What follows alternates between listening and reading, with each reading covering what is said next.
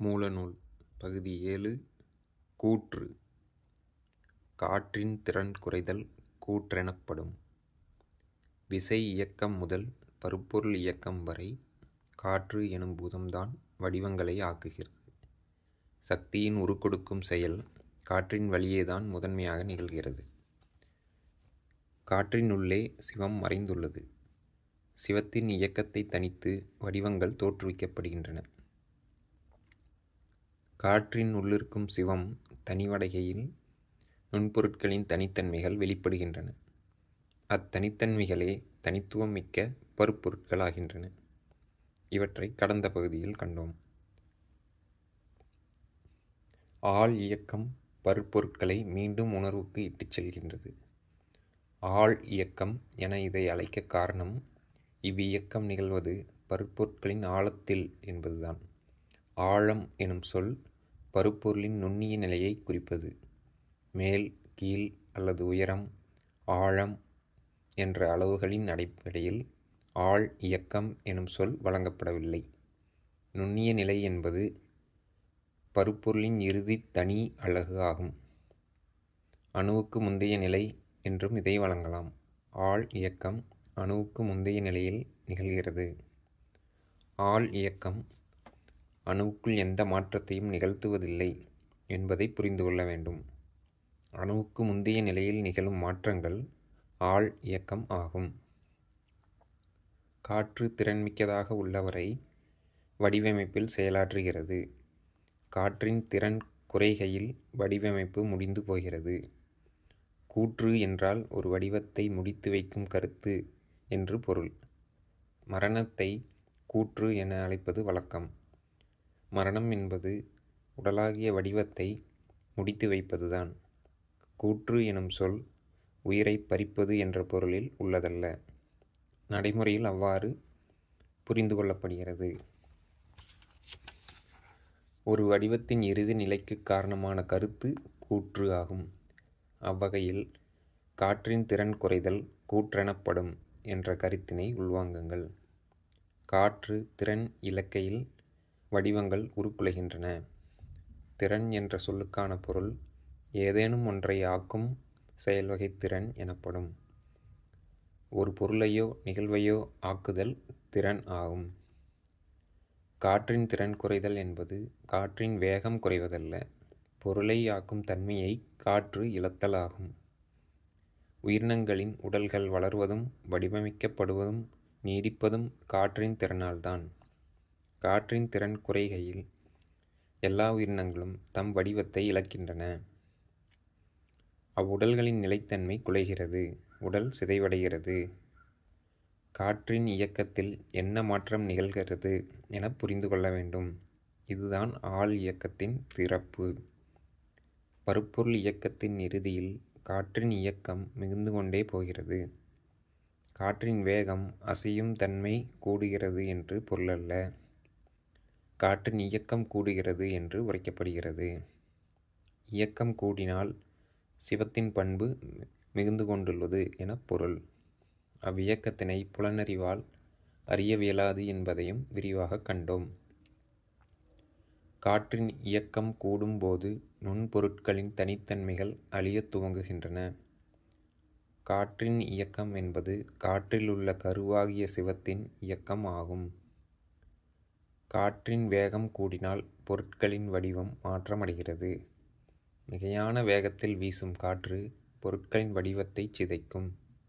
ஆனால் காற்றின் இயக்கம் கூடினால் பருப்பொருட்களின் உள்ளீடாக உள்ள நுண்பொருட்கள் யாவும் தம் தனித்தன்மைகளை இழந்து ஒற்றைத்தன்மை நோக்கி பாய்கின்றன.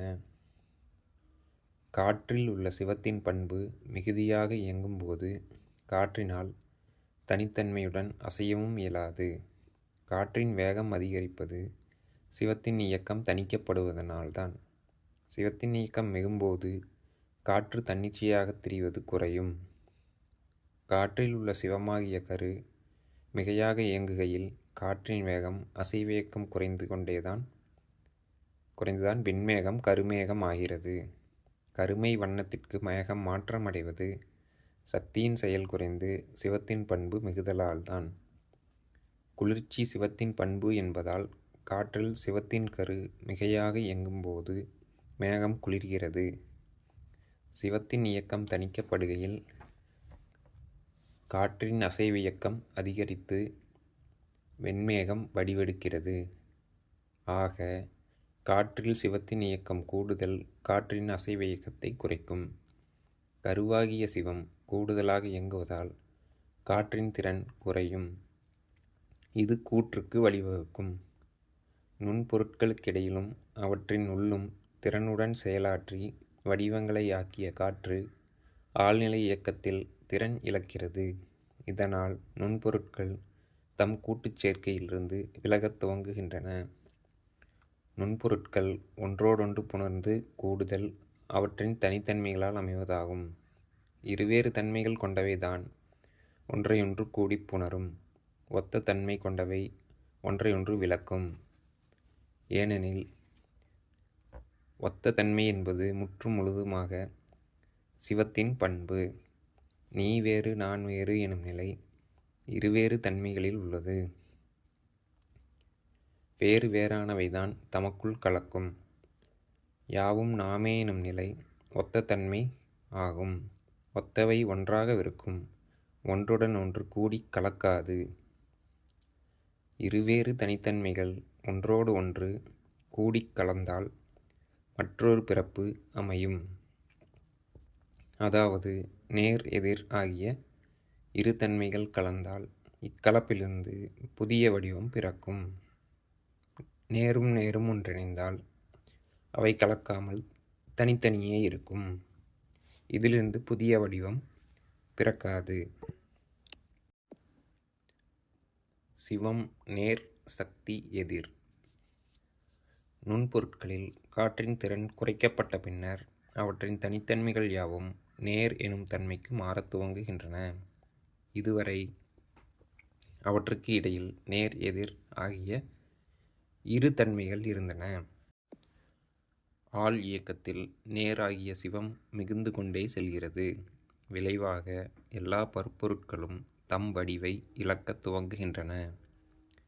கதிரவன் ஒரு வடிவத்தில் நீடிக்கிறது. இது பருப்பொருள் இயக்கம் எனும் நிலையில் உள்ளது. இதே கதிரவனுக்குள் மற்றொன்றும் நிகழ்ந்து கொண்டுள்ளது. கதிரவனுக்குள் உள்ள காற்றின் திறன் குறைந்து கொண்டே உள்ளது. இதனால் கதிரவனின் வடிவம் சிதைந்து கொண்டுள்ளது. அவ்வாறு சிதையும் கதிரவனின் துகள்கள்தான் பூமி உள்ளிட்ட கோள்களுக்கு வந்தடைகின்றன. அத்துகள்கள் அண்டத்தில் கலக்கின்றன. கதிரவனில் உள்ளவரை வெப்பக்காற்று எனும் வடிவமும் பண்பும் உள்ளது. கதிரவனின் சிதைவாக வெளிப்பட்ட பின்னர் அவ்வெப்பக்காற்று தனது தனித்தன்மைகளை இழந்து கொண்டே பயணிக்கிறது. ஏதோ ஒரு தொலைவை எட்டியதும் கதிரவன் கதிர்கள் முற்றும் முழுவதுமாக தமது தனித்தன்மைகளை இழந்து போகின்றன. இந்த நிலையில் அவை அணுக்கள் என்ற தன்மையை மட்டும் அடைகின்றன.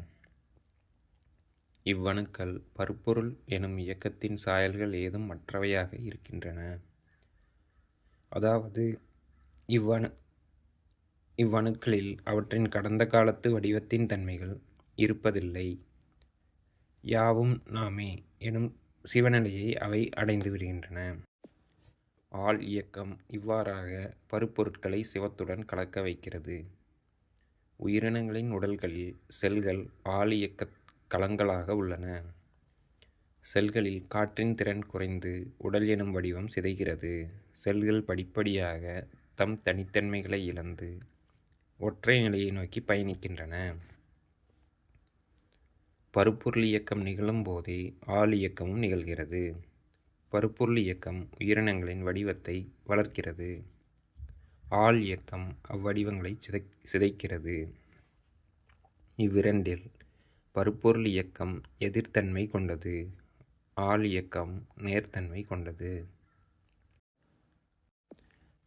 இவை இரண்டும் தமக்குள் கூடிக் கலப்பதன் வெளிப்பாடுதான் எல்லா உடல்களும். இக்கலவையில் சிவம் தனது பண்பினை உயர்த்தும் போது சக்தி தணிந்து போகிறது. பின்னர் காற்றின் இயக்கம் கூடுகிறது. ஆகையால் காற்றின் திறன் குறைகிறது. விளைவாக கூற்று வந்து சேர்கிறது. உடல்கள் வடிவத்தை இழக்கத் துவங்குகின்றன. செல்களின் வழியே நிகழும் வளர்ச்சியும் சிதைவும் உணர்வாகிய மூலத்தின் சிவசக்தி புணர்ச்சியின் விளைவுகள்தான். பேரண்டம் எனும் பேரமைப்பின் எல்லா பருப்பொருட்களும் தம் இறுதி நிலையில் சிவத்தில் கலக்கின்றன. இதுவே உணர்வின் கட்டமைப்பு. உணர்வில் கலந்த எல்லாம் நிலை இயக்கத்தில் ஆழ்ந்து அசைவு இயக்கத்திற்கு ஆட்பட்டு விசை இயக்கத்தால் வடிவமைக்கப்பட்டு பருப்பொருள் இயக்கத்தில் முழுமை பெற்று ஆள் இயக்கத்தால் அளிக்கப்படுகின்றன. எல்லாம் சிவசக்திமயம். பகுதி 7 நிறைவு.